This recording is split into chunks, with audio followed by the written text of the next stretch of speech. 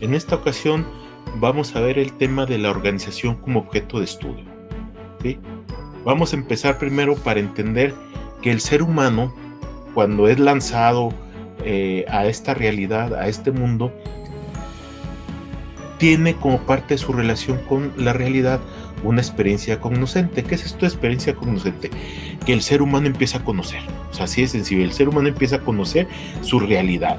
Y necesita conocer su realidad ¿para qué?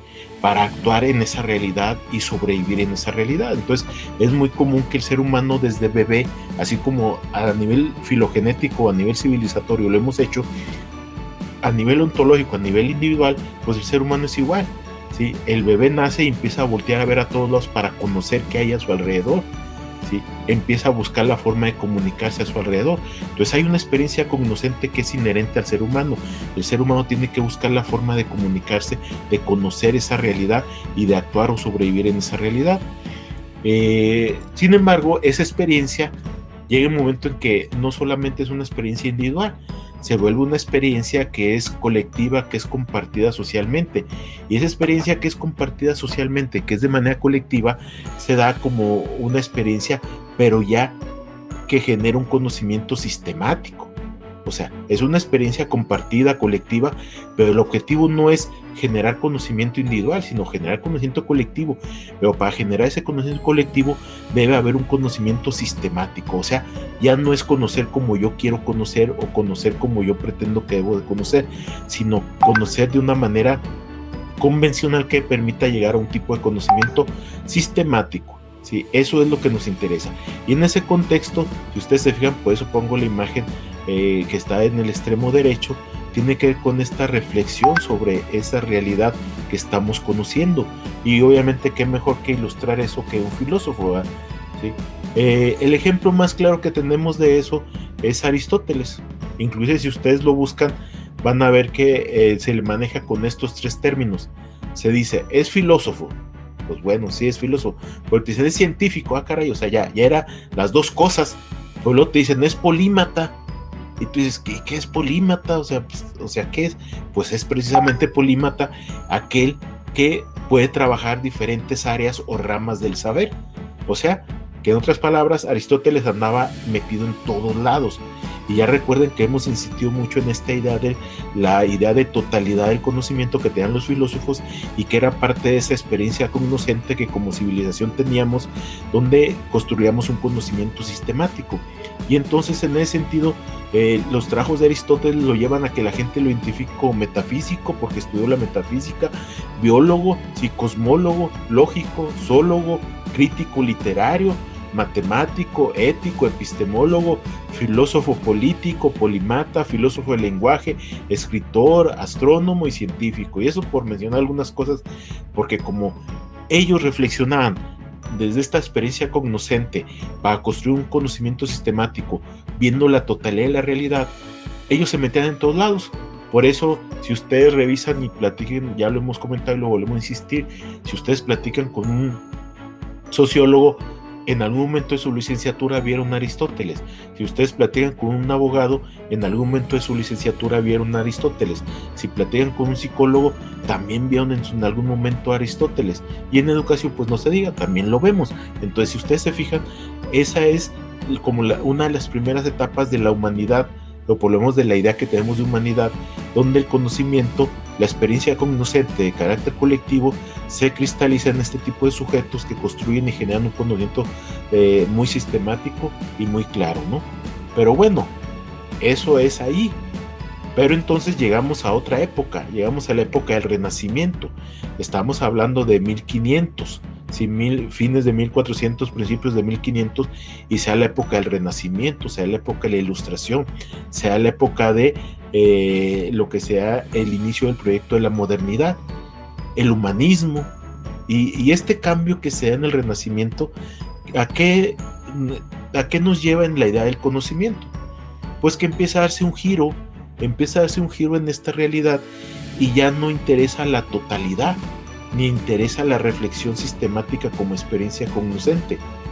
Interesa indagar empíricamente la realidad, interesa construir conocimiento a partir de la indagación empírica e interesa construir conocimiento especializado.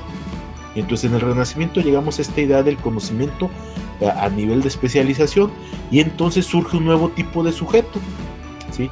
Entonces por un lado tenemos a los filósofos, y aquí les pongo el ejemplo, en el conjunto A ustedes verán la fotografía de Descartes, ¿sí? Como ejemplo de filósofo de esta época, que siguen haciendo, reflexionando de manera sistemática para generar conocimiento, ¿sí?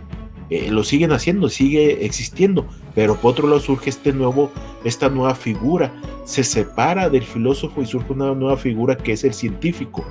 Y aquí tenemos como ejemplo de esto, pues a Galileo. Galileo, si no lo han hecho, les recomiendo lean la biografía de Galileo y vean su experiencia de vida y verán cómo se la pasaba indagando empíricamente todo lo que quería. O sea, él estaba deseoso de conocer, de saber y de construir leyes a partir de la experiencia empírica. Y entonces ahí empieza a gestarse la ciencia, y empieza a gestarse la ciencia especializada en una área, en un objeto de estudio, ¿sí? No en lo general, no en la totalidad, sino en un objeto de estudio. Entonces el prototipo inicial de lo que es el científico es precisamente la figura de Galileo Galilei. ¿Esto a qué nos lleva? Que entonces, como se empezó esa totalidad de conocimiento a plantear aspectos muy específicos y objetos de estudio muy específicos, pues entonces empiezan a surgir diferentes ciencias, diferentes disciplinas científicas. Ya no es una sola ciencia ni una sola filosofía, ya son múltiples ciencias, y empiezan a surgir ciencias que se especializan en un objeto de estudio en particular y empiezan a trabajar a partir de ese objeto de estudio. Obviamente, pues el desarrollo no fue similar, ¿sí? Y aquí les pongo el ejemplo. Mientras las ciencias naturales crecieron, se desarrollaron de manera fuertísima, al grado que ahorita el ejemplo de ciencia es la física, ¿sí? La química, la astronomía, que son ciencias naturales, vemos que las ciencias sociales nomás no avanzaban, no cubrían los requisitos de lo que era la ciencia. Que se hablaba de psicología en esta época, pues sí se hablaba de sociología, sí se hablaba, pero realmente no había una construcción científica del objeto. Entonces no había una ciencia como tal. Entonces, mientras las ciencias naturales se fueron desarrollando fuertemente y se convirtieron en el prototipo de ciencia, las ciencias sociales se quedaron en pañales y empezaron a desarrollarse más lentamente. ¿Cuál fue la primera ciencia social que tuvo mayor peso? Ya estamos hablando más o menos en el siglo XVIII y XIX, ¿sí? Específicamente en el XIX es donde se da con fuerza, surge la primera disciplina en las ciencias sociales con un poco más de fuerza y que cubre los requisitos de lo que es una ciencia desde esta nueva modalidad. Y entonces es la sociología, ¿sí? ¿Y a qué se refiere la sociología o qué estudia la sociología? Pues la sociología estudia la realidad y entiende la realidad como un conjunto de fenómenos colectivos.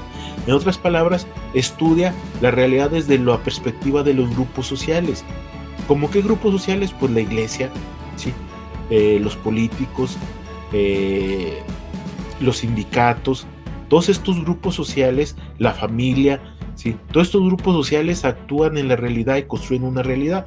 Entonces estudia a partir de ellos qué es lo que sucede, y entonces empieza a ver que la realidad se debe a fenómenos sociales. Aquí tenemos el famoso caso de Emilio Durkheim, que él estudia un fenómeno inclusive que mucha gente cree que es individual, como es el suicidio, y él estudia para demostrar que no hay fenómenos individuales, sino que todos son fenómenos sociales. Y entonces él estudia el suicidio, dice que el suicidio es una decisión social, y entonces ahí hace todo su estudio al respecto. Entonces en eso están enfrascados los sociólogos inicialmente, porque ellos querían plantear la necesidad de que existía la sociología como ciencia y separarse de la idea de una psicología incipiente que se estaba gestando. Entonces aquí el problema es ver a la realidad como un fenómeno social, ¿sí? Sí, y eso es lo que nos interesaría estudiar a partir de lo que hacen los grupos sociales. Nos vamos hasta el siglo XX. ¿Y qué pasa en el siglo XX? La segunda ciencia social más fuerte que empieza a desarrollarse en el siglo XX, que compite obviamente con la sociología, es la psicología. Y entonces la psicología, a diferencia de la sociología, nos dice otra cosa. Para ellos la realidad es el conjunto de fenómenos individuales, no sociales, no colectivos, sino individuales. O sea, centran la atención en el individuo. Entonces ya no les interesa la iglesia como grupo social, el sindicato como grupo social, la familia como grupo social, sino les interesa persona en particular, Juanito, Pedro, Javier, etcétera. Ese sujeto en particular es el que les interesa. ¿Por qué? Porque ellos la realidad es una construcción individual y es el sujeto el que la construye, el que la analiza y el que la piensa. Entonces es el sujeto lo que interesa. Y entonces obviamente la teoría psicológica más fuerte en esta época fue el conductismo, que pensó que todo se debe al aprendizaje. Entonces si tú quieres explicar cualquier fenómeno, por ejemplo agresividad, pues es porque se ha aprendido, ¿verdad? Y el sujeto en lo individual es el que ha aprendido, o sea, no tiene nada que ver la sociedad, no tiene que ver nada los grupos sociales, sino lo que el sujeto ha construido o ha aprendido. En esta discusión, ya avanzado el siglo XX, entre la sociología por un lado, que dice que lo importante son los grupos sociales, y la psicología, que lo importante dice que son los individuos, surge una nueva vertiente, que es la psicología social. ¿Y qué dice la psicología social? Que ustedes se fijan, aquí la estoy poniendo en medio y a colores, porque sería la que se mete en medio de las dos y dice, ojo, no es el grupo social como tal, no es la persona como tal, son las interacciones entre personas lo que es importante. Y entonces lo que nosotros debemos de estudiar no es al individuo solo, como un ente aislado, ni al grupo social como un ente aislado, sino cómo estos sujetos se relacionan entre sí de manera cotidiana, de manera normal. Y entonces entra la atención en las interacciones humanas, en las relaciones interpersonales como objeto de estudio, y se empieza a estudiar a las interacciones humanas como objeto de estudio. Y eso, la psicología social empieza a desarrollarse fuertemente al respecto. Esto hace que entonces llegamos a la segunda mitad del siglo XX y tenemos que en las ciencias sociales hay 3 objetos de estudio muy específicos. Gente que está estudiando al individuo porque cree que la realidad y todo lo que se hace depende del individuo. Gente que dice que lo importante son las relaciones entre los individuos, o sea, las relaciones interpersonales. Y gente que piensa que lo importante son los grupos sociales. Y aquí hay una discusión fuertísima. Sí, la discusión en términos sociológicos se habla de actor y sistema. ¿Qué quiere decir esto? Cuando yo pienso en un problema y pienso en una situación, ¿a qué le atribuyo? ¿A las situaciones externas al sujeto, al contexto, al sistema? ¿O se lo atribuyo al individuo? ¿Sí? ¿O se lo atribuyo a las relaciones entre los individuos? Entonces a partir de ahí yo me posiciono si lo estoy viendo desde una mirada sociológica, desde una mirada psicológica o desde una mirada psicosocial. Y esto es lo que prevalece fuertemente en la primera mitad del siglo XX y parte de la segunda mitad. En ese contexto de desarrollo científico vemos que surge un nuevo campo de estudio, un nuevo objeto de estudio. Surge la organización como un nuevo objeto de estudio que intenta trascender esta distinción que hemos hecho hasta el momento de objetos de estudio de las ciencias sociales. ¿Qué implica esto de la organización? Que nos dicen, sí interesa la actividad del sujeto en lo individual, pero no hay que olvidar que el sujeto está dentro de una organización. Nos interesan las interacciones sociales, las interacciones humanas, sí, pero recuerden que las interacciones humanas están mediadas por la organización. Nos interesan los grupos sociales, sí, pero los grupos sociales existen y perviven a partir de la organización. En otras palabras, la organización es más completo como objeto de estudio que los 3 anteriores. Eso es lo que nos quieren decir estos autores. Y eso hace entonces que surja un conjunto de disciplinas y ciencias a nivel organizacional. Y aquí les pongo nada más algunos ejemplos, pero entonces ustedes van a encontrar que hay gente que llama esto teoría organizacional. Otros le llaman psicología organizacional. Otros estudian sociología organizacional. Otros gestión organizacional. Otros comportamiento organizacional. Otros desarrollo organizacional. Otros aprendizaje organizacional, etcétera, etcétera, etcétera. O sea, se vuelve tan importante la organización que empieza a aparecer en todos lados. Entonces, por un lado empieza a aparecer la psicología organizacional y empieza a estudiar temas como el estrés laboral, ¿sí? Producto precisamente de la inserción del sujeto en un contexto organizacional. Empieza a surgir otros como la gestión organizacional, ¿sí? ¿Qué papel juegan los directivos para gestionar las organizaciones? Pero luego surgen propuestas teóricas muy, muy importantes como comportamiento organizacional, ¿sí? Robbins, que es el autor de este modelo, él plantea un modelo abarcativo, comprensivo, donde dice, ok, nos interesa estudiar el comportamiento de la persona dentro de una organización, pero ese comportamiento puede ser individual. ¿Sí? Por ejemplo, ¿qué tan comprometido estoy con la institución? Pero también puede ser interpersonal y puede ser organizacional. O sea, plantea niveles de análisis para estudiar el comportamiento de una persona dentro de una organización. Y luego, por otro lado, tenemos teorías muy específicas, desarrollo organizacional, ¿sí? Que es una teoría, aparte de ubicarse en cómo desarrollar la organización, y de ahí surgen algunas herramientas importantes como la matriz FODA, etc.